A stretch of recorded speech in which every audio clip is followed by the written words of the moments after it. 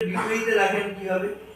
সূর্যের কিরণ যখন নাকি আয়নার মধ্যে পড়বে, সেই আয়না থেকে ওই প্রতিফলন যদি আপনার চোখে ফেলা যায়, চোখ ধাঁধিয়ে যায় না, তাহলে সূর্যটা কোত্থেকে তেজ লাভ করলো?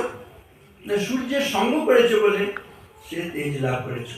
আমরা যদি বিবেকানন্দের সূর্যের সংস্পর্শে আসি, তাহলে আমাদের মধ্যে সেই বিবেকানন্দের তেজ প্রবেশ করবে। সেই জন্য স্বামীজি বলছেন, যে আমার পত্রাবলী পাঠ করবে তার মধ্যে আমার শক্তি সঞ্চারিত হবে। এই শক্তি উৎসের সন্ধান করতে হবে, তাই না? আমাদের যে ভারতীয় ভাবনা, যে সমস্ত ধর্মশাস্ত্রগুলো শক্তির কথা বলে, তাই না? রামায়ণ বলুন, মহাভারত, গীতা বলুন, শাস্ত্র বলুন, তাই না? এই যে সব দেখবেন দশাবতারের কথা বলা হয়, দশ মহাবিদ্যার কথা বলা হয়, সব জায়গায় সেই শক্তির কথা বলেছে। বেদান উদ্ধরতে জগন্তি বহতে ভূগোলমুদ্বিভ্রতে দৈত্যম দারয়তে গলিম চলয়তে শত্রুক্ষয় কুর্বতে পৌলস্তম জয়তে হলম প্রলয়তে কারুণ্য মাতঙ্গতে ম্লেচ্ছান মূর্ছয়তে দশাকৃতিকৃতে কৃষ্ণায় তুভ্যং নমঃ। ভারতীয়রা কেন বিভিন্ন ক্ষেত্রে দুর্বল হয়ে গেছে? না, তারা তাদের যে ঐতিহ্য তার সঙ্গে সংযোগ নষ্ট করে ফেলেছে। এই যে দশাবতারের এক একটা শক্তি কিরকম, এক একটা যুগকে এক একজন অবতার ধারণ করেছে শক্তি। মৎস্য অবতার, কুর্ম অবতার আছে না?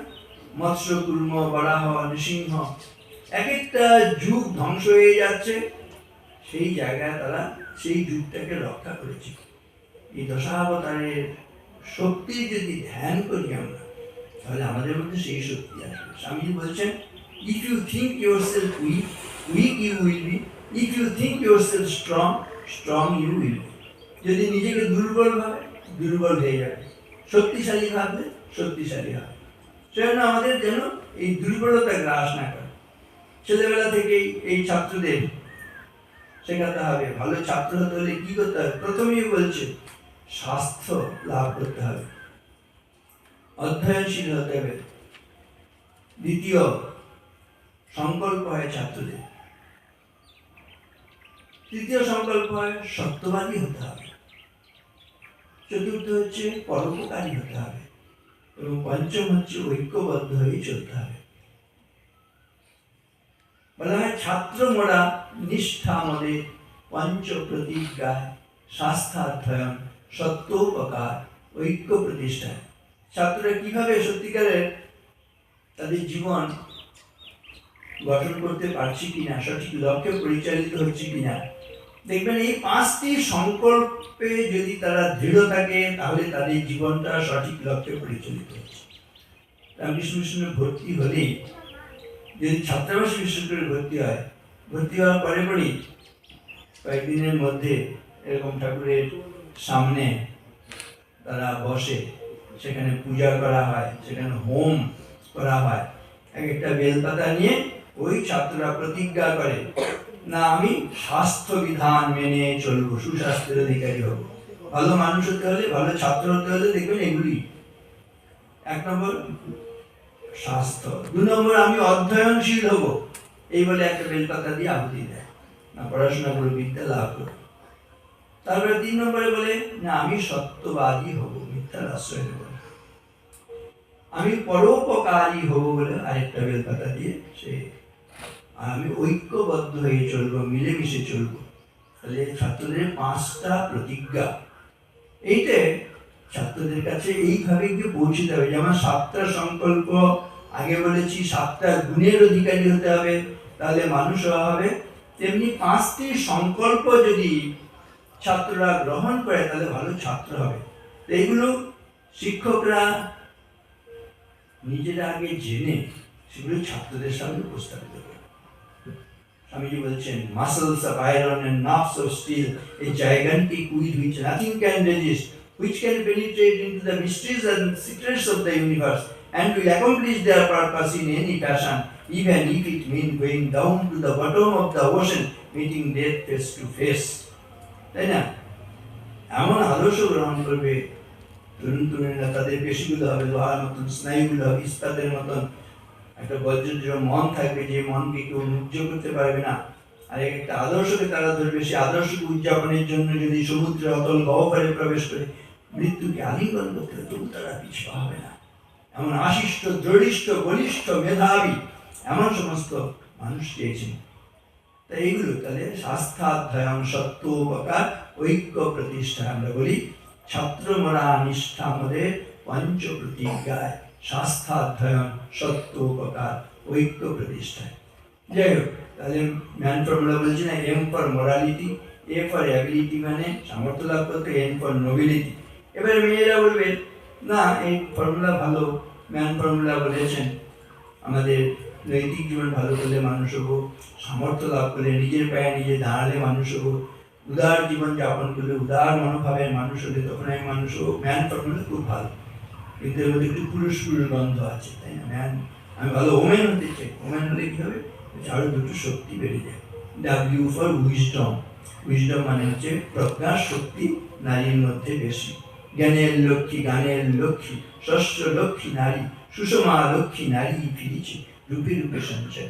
এই নারী মহিমা সম্বন্ধে পুরুষ শিক্ষকদেরও জানতে হবে, শিক্ষিকাদেরও জানতে হবে। নারীরা নারীদের মহিমা সম্বন্ধে জানলে তারা আরও বেশি আদর্শ নারী হয়ে উঠবেন। আর পুরুষরা নারী মহিমা সম্বন্ধে জানলে তাদের প্রতি অনেক বেশি শ্রদ্ধাশীল হবে। তাদের পরিবারে মায়েরা, দিদিরা, বোনেরা অনেক ভালো থাকবে। তারা তাদের সত্যিকারের যে সম্মান সেটা দিতে পারবে। যত্র নারীস্তু পূজ্যন্তে রমন্তে তত্র দেবতা, যেখানে নারীরা পূজিতা হন সেখানে দেবতারা পর্যন্ত আনন্দ করে। যত্র এতা ন পূজ্যন্তে সর্বাস্তত্র অফলাক্রিয়া, যেখানে নারীরা সম্মান লাভ করেন না, পূজিতা হন না, দুঃখে থাকেন, কষ্টে থাকেন, যন্ত্রণায় থাকেন, ফলে সমস্ত ফল সেখানে নষ্ট হয়ে যায়। সেই জন্য এই কথাগুলো মনে রেখে নারীদের প্রতি শ্রদ্ধাশীল হতে হবে। প্রজ্ঞা শক্তি নারীর মধ্যে বেশি বলা হয়েছে। আর ও ফর অপটিমিজম, আশাটা জাগিয়ে রাখে নারীরা, মায়েরা, দিদিরা, বোনেরা।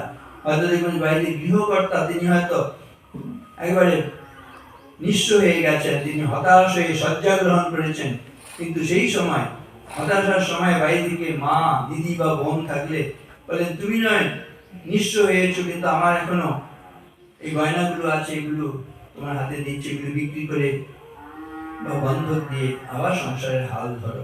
এই শেষ কথাটা কিন্তু মায়েরা, দিদিরাই বলে।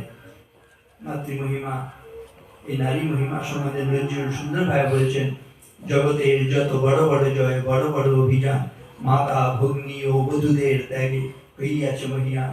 কোন রণে কত খুন দিল নর, লেখা আছে ইতিহাসে, কত নারী দিল সিথির সিঁদুর, লেখা নাই তার পাশে, কত মাতা দিল হৃদয় উপাড়ি, কত বোন দিল সেবা, বীরের স্মৃতি স্তম্ভের গায়ে লিখিয়া রেখেছে কেবা। কোনো কালে একা হয়নি তো জয়ী পুরুষের তরবারি, প্রেরণা দিয়াছে, শক্তি দিয়াছে বিজয় লক্ষ্মী নারী। রাজা করিয়াছে রাজ্য শাসন, রাজারে শাসিল রানী, রানীর দরদে ধুইয়া গিয়াছে রাজ্যের যত গ্লানি। বিশ্বের যা কিছু মহান সৃষ্টি চির কল্যাণকর, অর্ধেক তার করিয়াছে নারী, অর্ধেক তার নয়। এই যে ছাত্রছাত্রীদের সামনে কিছু কিছু এরকম জিনিস আমার মনে হয় সহজে মনে রাখার মতন জিনিসগুলো, সেগুলো তুলে ধরতে হবে, নিজেরা এগুলো আত্মস্থ করতে হবে। এগুলো নিয়ে যদি ক্লাসে আপনি যান, বলে যে ছেলেরা মেয়েরা কথা শোনে না, ভালো কথা বলে দেখুন এবং তাদের মতন করে কথা বলে দেখুন, ঠিকই তারা শোনে। একের সময় দু চারজন থাকে, কিন্তু বেশিরভাগই কিন্তু ভালোই থাকে। সেজন্য আপনাকেও কিছু দেবার মতন সেরকম প্রস্তুতি নিয়ে ক্লাসে যেতে হবে। কিরকম আমাদের দেশে মহাপুরুষরা এসছেন, যাদের পদাঙ্ক অনুসরণ করে আমাদের চলতে হবে। দেশে বিদেশে মহামানবেরা এসছেন, বলছে আদম, দাউদ, ঈসা, মুসা, ইব্রাহিম, মোহাম্মদ, কৃষ্ণ, বুদ্ধ, নানক, কবির, বিশ্বের সম্পদ আমাদেরই এরা পিতা, পিতামহ এই আমাদের মাঝে। তাদের রক্ত কম বেশি করে প্রতি ধমনীতে রাজে, আমরা তাদেরই সন্তান জ্ঞাতি, তাদেরই মতন দেহ, কে জানে কখন মোরাও অমনি হয়ে যেতে পারি কেহ। এই লোকশিক্ষকেরা যুগ যুগ ধরে সমস্ত দেশে সমস্ত ধর্মেই কিন্তু এসছে, তাই না? তাদের জীবনগুলো নিজেরা পাঠ করে নিজের অনুপ্রেরণা লাভ করতে হবে। ছাত্রছাত্রীদের সামনে তাদের সম্বন্ধে বলতে হবে, শুধু পুরুষ মহামানবেরা এসছেন, মহামানবী ছিলেন বিদুষী, মৈত্রী, খনা, লীলাবতী, সতী, সাবিত্রী, সীতা, অরুন্ধতী, বহু বীরবালা, বীরেন্দ্র প্রসূতি, আমরা তাঁদেরই সন্ততি। অনলে দহিয়া রাখে যারা মান, পতি পুত্রতরে সুখে ত্যাজে প্রাণ, আমরা তাঁদেরই সন্ততি। দেখুন মহামানবীরা কত এসছেন, তাই না? তাহলে তাদের জীবন নিজের অনুধ্যান করবো, ছাত্রছাত্রীর সামনে সেগুলো উপস্থাপিত করব। ওই মহাজ্ঞানী মহাজন যে পথে করে গমন হয়েছেন প্রাতঃস্মরণীয়, সেই পথ লক্ষ্য করে স্বীয় কীর্তি ধ্বজা ধরে আমরাও হব বরণীয়। কিন্তু এইসব ভালো কাজ করতে গেলে দেখবেন প্রচুর বাধা, তাই না? কিন্তু এই বাধা অতিক্রম করার মধ্যেই কিন্তু দেবত্ব। বন্যা তরঙ্গের বেগ, বিশ্বসার ঝটিকার মেঘ, ভূতল গগন মূর্ছিত বিহ্বল করা, মরণে মরণে আলিঙ্গন। তারই মাঝে পথ চিড়ে চিড়ে নতুন সমুদ্র তীরে তরি নিয়ে দিতে হবে পাড়ি। ডাকিছে কান্ডারি এসেছে আদেশ, বন্দরে বন্ধন কাল আজিকের মতো হলো শেষ। তরঙ্গের সাথে লড়ি, বাহিয়া চলিতে হবে তরি, টানিয়া রাখিতে হবে পাল, আকড়ি ধরিতে হবে হাল। বাঁচিয়া আর মরি, বাহিয়া চলিতে হবে তরি। যত দুঃখ পৃথিবীর, যত পাপ, যত অমঙ্গল, যত জল, যত হিংসা হলাহল, সমস্ত উঠেছে তরঙ্গিয়া, কুল উল্লঙ্ঘিয়া, ঊর্ধ্ব আকাশের ব্যঙ্গ করি। তবু বিয়ে তরি সব ছেড়ে হতে হবে পার, কানে নিয়ে নিখিলের হাহাকার, শিরলই উন্মত্ত দুর্দিন, চিত্তে নিয়ে আশা অন্তহীন। বলছি আশাগুলো কিন্তু দেখবেন মায়েরা, দিদিরা, বোনেরাই জাগিয়ে রাখেন প্রত্যেকটা বাড়িতে। ভারতবর্ষটা টিকে আছে শুধু পুরুষের শক্তিতে নয়, রাষ্ট্রস্য সুদৃঢ়া শক্তি, সমাজস্য চ ধারিণী, ভারতের সংস্কৃতে নারী মাতা নারায়ণী সদা। এই মাতৃত্বের শক্তি, নারায়ণী শক্তি মানেই দেখবেন সেখানে হচ্ছে পবিত্রতার শক্তি। Holiness is the highest and divinest power in earth and in heaven. স্বর্গ এবং মর্তের মধ্যে পবিত্রতার শক্তি চাইতে বেশি। এই পবিত্রতা কে বেশি বজায় রাখছে? পুরুষরা, নারীরা। এবং এই যে আত্মদান, তাই না, ত্যাগের শক্তি, বাবার দান বেশি না মায়ের ত্যাগের মানে বেশি, তাই না? পিতৃপ্যধিকা মাতা গর্ভধারণ পোষণা, অতহি ত্রিষু লোকেষু নাস্তি মাতৃসম গুরু। মায়ের মতন এমন গুরু নেই জগতে, বলছে ত্রিজগতে এমন গুরু নেই। বাবার চাইতো, অন্য গুরুর চাইতো মাকে সবচেয়ে বড় গুরু বলা হচ্ছে। কেন?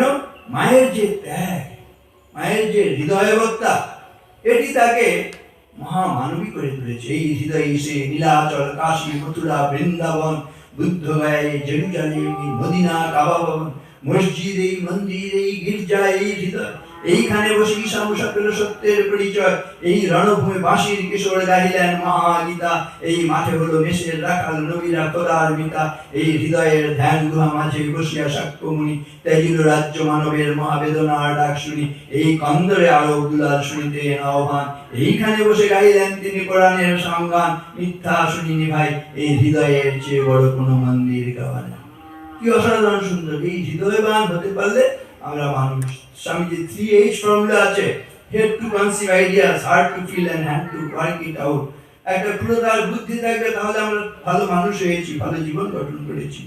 আর একটা হৃদয় থাকবে, যদি মস্তিষ্ক এবং হৃদয়ের মধ্যে কখনো যদি দ্বন্দ্ব এসে উপস্থিত হয়, হৃদয়কে আমরা অনুসরণ করব। আর বলছে একটা তোমার হাত থাকবে, কর্মনিপুণ হাত, যে হাত দিয়ে ভালো কাজ করবে। অন্য যদি দেবদেবী ভগবান বিশ্বাস থাকে কোনো ক্ষতি নেই, কিন্তু নিজের হাতের উপর, নিজের উপর বিশ্বাস আছে তো। If you have faith in 330 millions of your mythological gods and in all the gods which now and again the foreigners have introduced into your midst, and still have no faith in yourself, there is no salvation for you. যদি তোমার 33 কোটি দেবদেবীর উপর বিশ্বাস থাকে, আর মাঝে মধ্যে বিদেশিরা যেসব দেবদেবীর আমদানি তোমাদের দেশে করে দিয়েছেন তাদের উপর বিশ্বাস থাকে, অথচ নিজের উপর বিশ্বাস না থাকে, তাহলে তোমার মুক্তি লাভের কোনো উপায় নেই। বলছে আমাদের কিরকম বিশ্বাস থাকে? বহু নামে আমি প্রথম, বহু নামে আমি মধ্যম, কিংসি যমস্য কর্তব্য। এই যে সব কথাগুলো বলা হচ্ছে, নচিকেতার কথা স্বামী বলতে গিয়ে বলেছেন আমি অনেকের মধ্যে প্রথম, অনেকের মধ্যম, কিন্তু আমি অধম কখনো নই, তাই না? Come up lions and shake off the delusion that you are sheep. আমরা কেউ মেষশাবক নই, আমরা সিংহ শাবক, তাই না? এবং সিংহ কি করে সিংহ হয়? তার কি কোনো অভিষেক হয়? এই যে ভোট হলো দেখবেন কদিন পরে শপথ গ্রহণ হবে, এরকম করে কি কেউ মানে সিংহে যে বনের রাজা এরকম হয়? কোনো অভিষেক হয় না, কোনো সংস্কার হয় না। বিক্রমার্জিত সত্যস্য স্বয়ং এবং মৃগেন্দ্রতা। বনের পশু সিংহ, সে তার শক্তির যে বিকাশ, তার মাধ্যমে প্রমাণ করে সে পশুদের রাজা। তো সেরকম আমাদের ভেতর থেকে সেই ঘুমন্ত সিংহটাকে জাগাতে হবে, তাই না? এখানেই হচ্ছে সত্যিকারের শিক্ষা। তা শিক্ষকরা কিন্তু তাই করবেন, তাই না? প্রত্যেকের মধ্যে যে প্রতিভাটা আছে সেটাকে বিকশিত করবেন, আগুনটা জ্বালিয়ে দেবেন ওই একটা দেশলাই থেকে যেন আরেকটা দেশলাই, তাই না? সেখানে নিজের মধ্যে থেকে সেই অগ্নিটাকে বার করে তাদের ভেতরের অগ্নিটাকে